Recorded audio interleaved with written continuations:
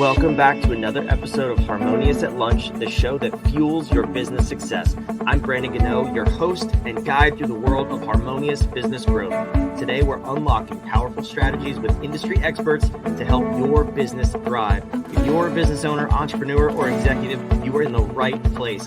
Join me and our incredible guests today on the journey to clarity, growth, and success. It is time to revolutionize your approach to business. Let's dive in with another episode of Harmonious at Lunch. Welcome back in. We got some more bite-sized business advice today, and we're talking about strategic partners, how to find them, how to grow your business, all about strategic partnerships. I got a really cool guest with me, joining me from across the world over in Bali, Gil Petersil. Welcome to the show, and thank you for being here. Hey, thank you so much, Brandon. I'm happy that I'm coming to you, so far away. I'm in the future. So for me, it's like past 11 o'clock at night. I've had an epic day with my 3 kids, a lot to be able to share, and I'm going to try to do as much as I can in the minutes we have ahead of us. So let's roll. I appreciate you staying up late, joining us here on the Harmonious at Lunch podcast. We're talking about 5 hacks to find your next strategic partner. Why is strategic partnership even important in business? I want to hear your perspective on that. Yeah, of course. So in general, partnerships in life is something we should study more of. Partnerships in business, partnerships going to the gym, partnerships in deciding which bank to work with, partnership with deciding on life partners, partnerships on deciding what schools to take your kids to. And many of us try to do things alone. We don't understand that together we're better, and together it's all about collaboration. It's all about co-creation. And living in Bali, I could use words like co-manifestation because I really understand that when we do come together, we can manifest much faster. I know I'm a proof of it. What I do in my life is beyond most people's timelines, and what most people don't understand how quickly it could be done and how much at ease when you're working on a level of quantum networks and looking at strategic partnerships as a way of life, to just add value to the people we meet. It makes a lot of sense to stay up late sometimes and still be with my kids, at 7 o'clock in the morning, and still have fun with it. It's time for more people to serve each other, and it's how we tend to achieve what we want to actually get to in life. Amen. I love it. I fully believe in it. Lucky for you, this is only a little tiny quick podcast, so we'll get you to bed relatively quickly here. But while you're here, I love that explanation of partnerships, and I wish more people had that philosophy. There's so much good that could be done in the world and in business if we all just had that outlook on life. So in terms of finding a strategic partner to grow your business, we'll talk about the business context here today. I'm sure all of this could be applied to other areas of life, but what are we looking for? How do you approach these conversations, and where do you start before even, looking into a partner? What do you need to look for in your own business before you pursue partnerships? Yeah, it's such a powerful and a complex question because the question itself had multiple questions within it. And I'll try to make it kind of brief and maybe more clear, hopefully, for many who are listening. It's not really about trying to understand what kind of partner do I need now, by understanding that, hey, I'm Gil Petersil. I've lived in 7 countries, and I've had more than 20 successful failures in businesses. And I've had multiple successful failures in partnerships, and one that's lasted 14 years with 3 kids. Currently, we're going through still an amazing year of a conscious uncoupling. So, like, where does that leave us with partnerships? Like, the world is going through an awful, kind of trend of divorces where it's just being done in a bad way instead of looking at partnering, coupling, or uncoupling. It's just a way of moving forward in life. So it's not about just finding the best mentor in life for me right now. So many people are saying, Gil, can you introduce me to Tony Robbins? Gil, can you take us to Richard Branson? Gil, how do I meet Elon Musk? I'm like, hold on. Why do you need to meet that person in the network so quickly? Why can't your strategic partnerships be people who are, maybe a few steps ahead of you, 5 steps, 10 steps, maybe not. Maybe they're in parallel countries. Like, I love helping companies move to new countries. It's easier than you think to cross-pollinate within any business or service into a new country. And because I've done it so many times myself and speak multiple languages, and I've helped brands and companies and people, entrepreneurs move where they wouldn't think we would, it's a fear.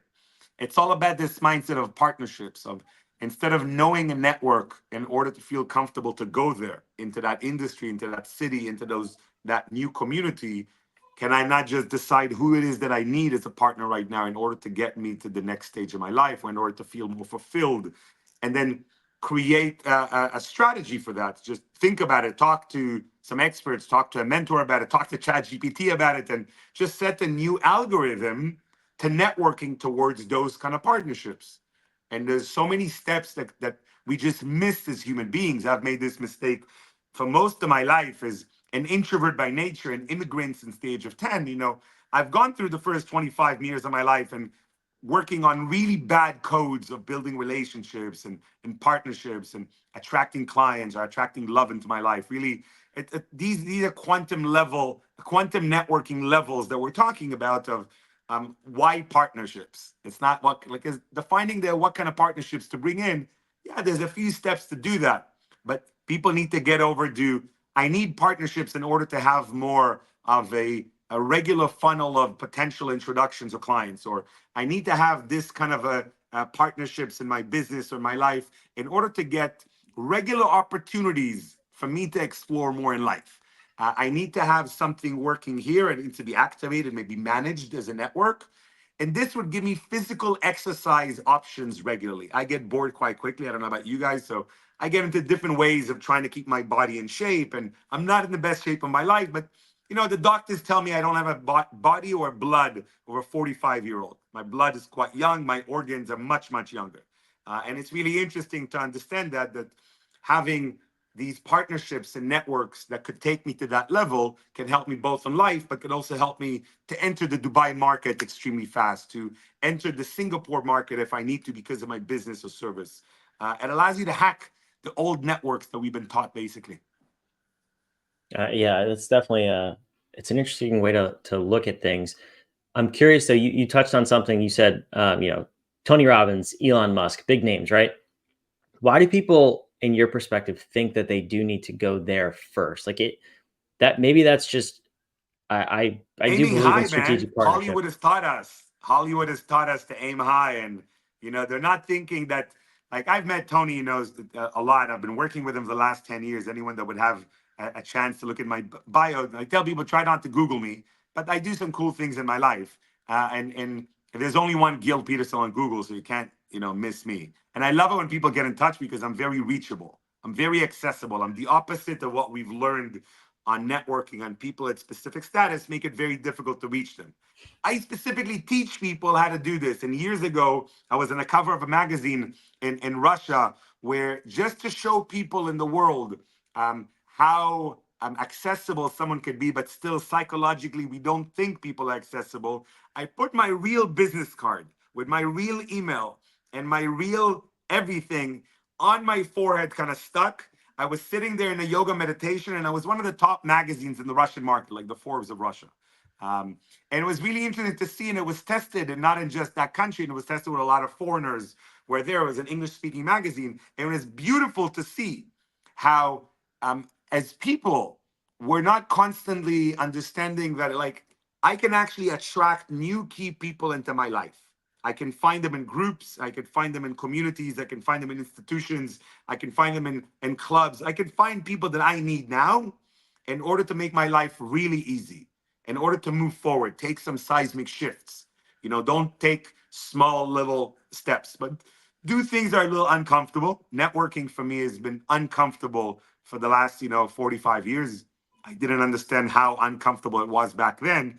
But now when I see people trying to build relationships, trying to go deep, it's not networking about exchanging business cards and looking for someone that I could sell to.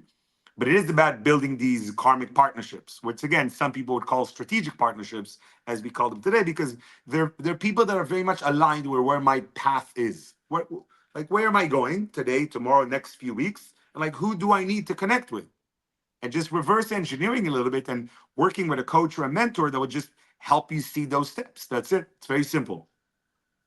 So I want to understand the difference here because you said they may be aligned, but I want to hear how you describe it. You said Of course. attracting the right people, and then you also said targeting the right people to develop partnerships with. How do you balance both? Is there a blend, or is it Yeah, one or the man. other? Wow, man. I love your questions. Good stuff, Brandon. You're going very, very deep very quickly. I appreciate that. Again, anyone that's listening, please send me a nice message with a good question like Brandon. I love that. I love getting questions, and I love even answering with a short, like minute voice message. A big part of what I do is I look to understand how I can hack time.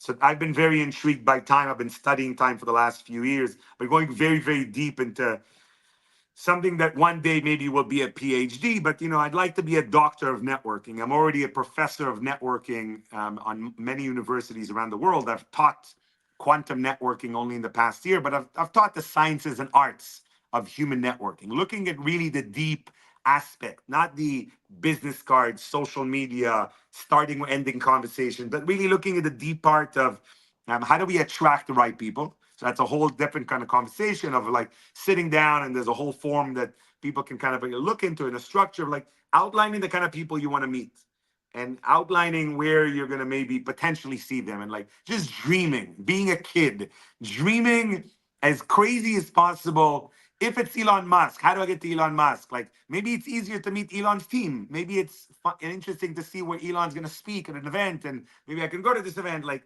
just dreaming nonstop. There isn't one solution. There is like too many. And if you stop, then ask someone, pay a mentor, pay a coach, pay an advisor, go deep with prompting GPT on how to attract people by, again, I call it manifesting, but it's a manifestation code. It's being very clear with who you wish to meet and taking some steps on it. The other one is targeting people. It's like saying, hey, in order for me to really move what I'm doing forward, I need to meet these three people. Like I really, and it's a really cool win-win. And it's like I know I could bring value to their company. Like I have, hundreds of these cases where it just made sense for that company to be a sponsor at my event. I've attracted thousands of sponsors to events. I've had a couple of thousand events that I've produced in our lives through our companies. And I've learned at one point it's not about attracting a sponsor and getting value from them, but it's giving them massive value back. So I started targeting really cool companies that I thought would be super useful for my like my audience, and I really wanted to promote them. It's like, guys, like your health bar is so much better than any of these other snacks they usually sell at events. Like, it would be really cool to have you guys here, and I can help you. Or like your new photography studio is really cool. You guys are a new company. Let me help you out. Set up a cool little mini studio at my event and do some fun pictures with people. Like all these partnerships with like my partner, Katya used to love having flowers at events.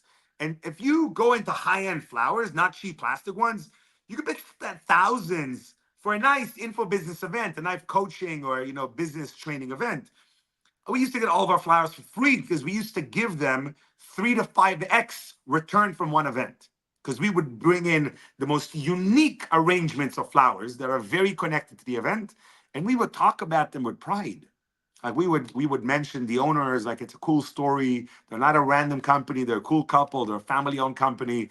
Guys, listen, I want to see 5, 10 people who need a bouquet in the next 10 days. Fabulous. 30 people raise their hands. Guys, I challenge you. Tag me when you buy that bouquet. Like it's a fun thing, like heart to heart. And I did this like 20 years ago.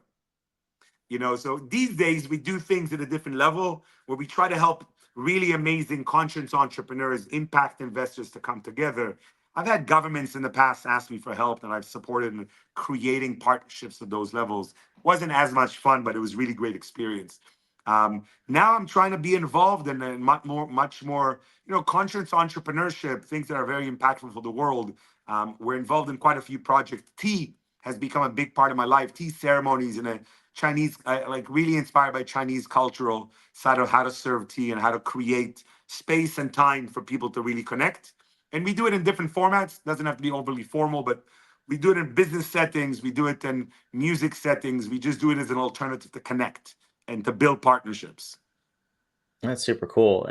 I'm curious too about the way you go about approaching partnerships. You hinted at it a little bit. I'm curious if you have a formula, but you say you wanted to obviously add value to them. And I see so many people approaching partnerships. Let's use the Elon Musk or Tony Robbins example, saying, "Hey Gil, can you connect me to Elon Musk?" Yeah. And your first question to them, whether you verbalize it or not, is probably why? What's in it for me? And what's in it for Elon? Or what's in it for Tony? Like, I'm not just going to hand you over their phone number. So, outside of those examples, if I'm looking for a business partner, someone who can provide leads or help me with my marketing or my HR, whatever, what's your formula for giving them, approaching them with a value that I know they will receive rather than just saying, "Hey, can you do this for me?" Yeah, it's So again, man, I compliment you on your questions. Like I've done hundreds of podcasts. You like to get to the point. You go deep, but again, every one of your questions has 5 to 7 questions within it. So uh, my answer would be about 1 to 2 hours, depending if my audience is a business club of multimillionaires or one of the biggest corporations in the world that needs to know how to break it down.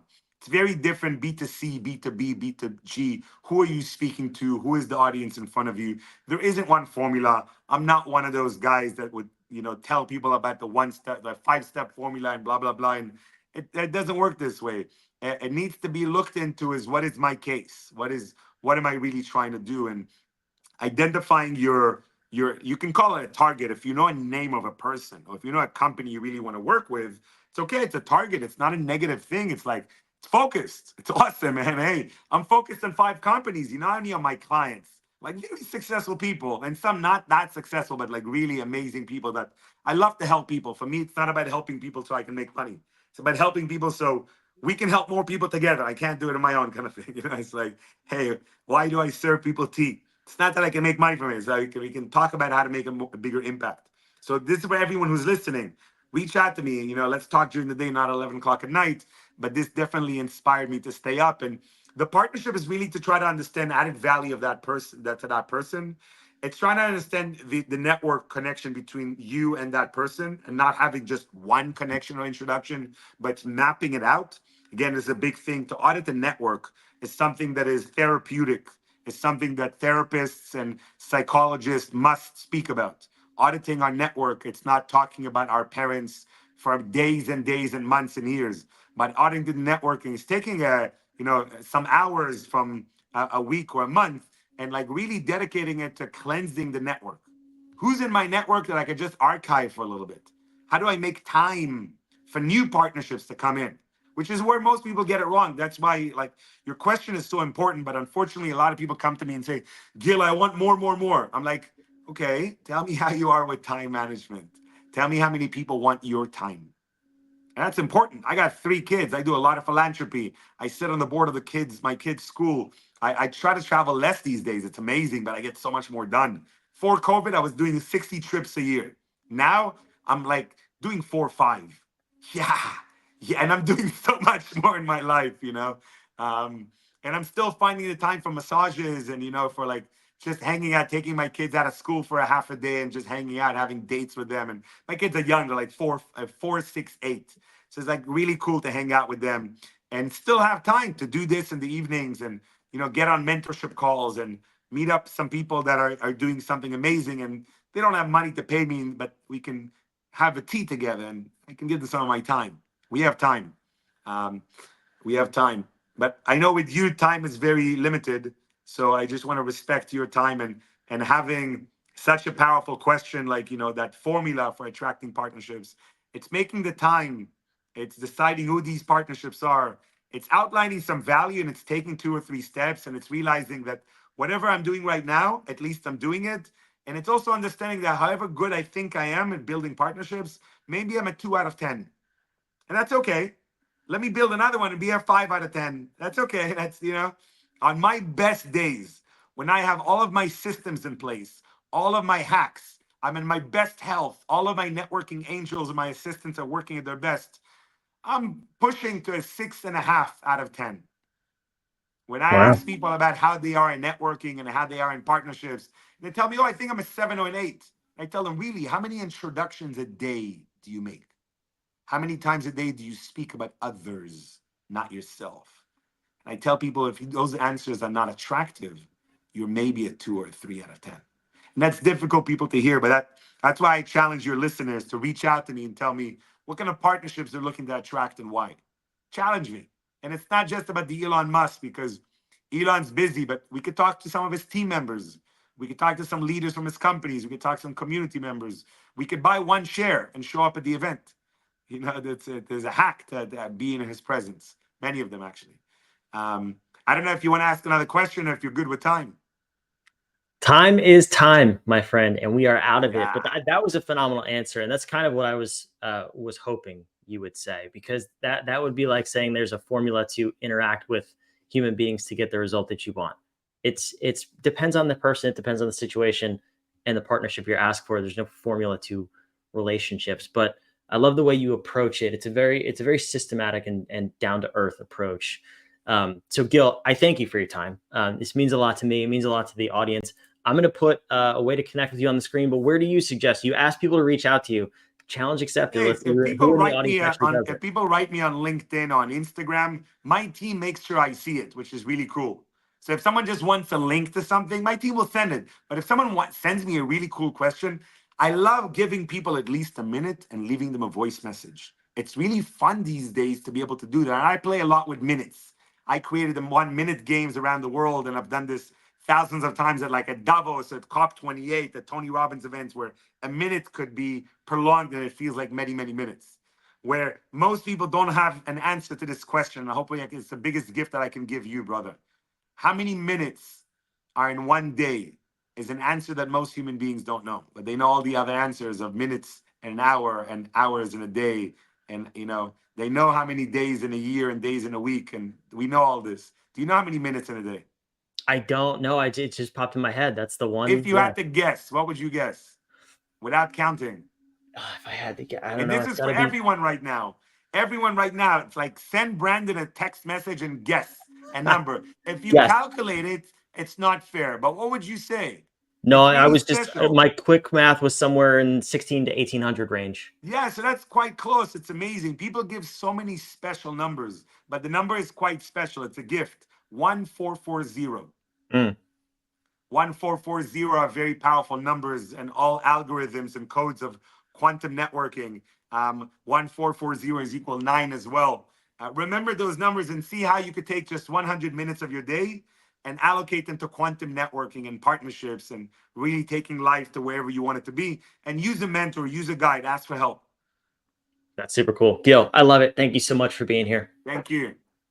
For those of you watching, listening, if you want to reach out to Gil, if you want to contact him, go follow him on social media, whatever you want. It's all down in the show notes below. Thank you for being here. Make sure you subscribe. We want to have you back. We put out 5 of these episodes a week to help you grow your business, get outside the box you find yourself in, and of course, build a more harmonious business and life. We'll see you on tomorrow's episode of Harmonious at Lunch.